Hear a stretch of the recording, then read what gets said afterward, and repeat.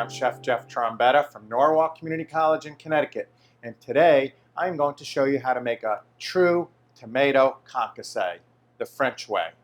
And I'm going to utilize it in an artichoke bottom. So let's get started. The trick to the tomato concasse is you are peeling and seeding the tomato, so you're only using the flesh or the meat of the tomato.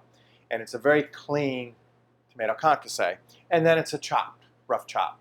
And so it's essentially gonna be a nice seasoned, clean tomato filling that we're gonna put inside of an artichoke bottom. And because you have to apply this filling, you don't just eat tomato concasse. So what you need to do to peel and seed a tomato is just take out the core. I'm cutting it like an inverted pyramid, okay? Cut the core out, score the tomato. I make an X at the tip. Again, we're going to do 3 tomatoes, cut out the core, because we're going to peel the tips of these score down. We're going to blister the tomatoes in boiling water and then shock them in cold water to stop the cooking so the flesh doesn't get mushy. So let's go over to the boiling water and blanch these tomatoes. So we have boiling water, tomato, scored, cored, submerge. Don't lose the boil. Takes about a minute, give or take. I want to look at that part that I scored. When that starts to peel back, the tips start to peel back, then the tomato's ready. Then I immediately submerge them in the ice water. Our tomatoes are ready. You can see the tip peels. It's hot. See how that peels? Okay, let's get it. This one's already starting to peel by itself. Yeah, nice. Yeah, blistered good. Okay, so let's let that cool down, turn off our water, and we'll work on the tomatoes back on the bench. What we want to do is choke up on the knife. You have a little more control. Get the tip, look at that. See how it peels down? Grab those points from where you scored the tomato skin and pull it. Now be careful, because these tomatoes are pretty ripe, so don't put too much pressure with your hands, you'll squish the tomato. Peel off all that. Do the same thing to all of them. Okay, let's cut them in half. Cut them all in half. What we're going to do is we're going to squeeze out the juice and the seeds. Now it's important that you cut them like they are the equator. Not the North and South Pole, not stem to tip, the equator. Because that exposes the juice, the way you would slice a tomato for a sandwich or a hamburger. Okay, squeeze out the juice, and then we're going to chop them up. And so now you don't have all this excess juice. All the seeds are exposed. Now you could throw this in a tomato sauce if you're going to mill it or puree it up. Clean up our board, dry our hands, and chop them up. I'm picking up the knife, and I hit my knuckles. Because my knuckles, how far I move back, gauges how thick I cut. I keep my thumb back there, and I keep my fingers in. And so I have very much control over not only not cutting myself, but also how thick my slices are.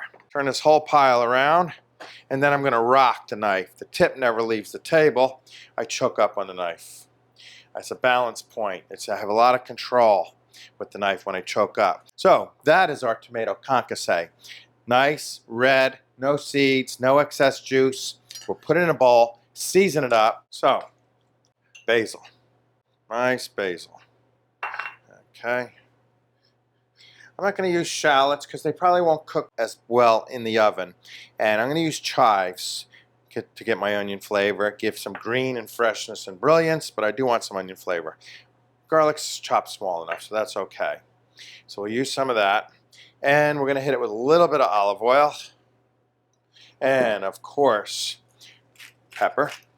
Always salt and pepper, especially with tomatoes. So anyway, let's taste this.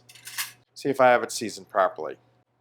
Now, I'm just sauteing up the artichokes to kind of generate some flavor, just in a little bit of butter. Then I'll put them on a little platter, a little bit of tomato concasse in that cavity. These are artichoke bottoms, not the hearts, the bottoms. So they're sizzling nicely. Just kind of brown the bottom. Whenever you brown anything, it just tastes better.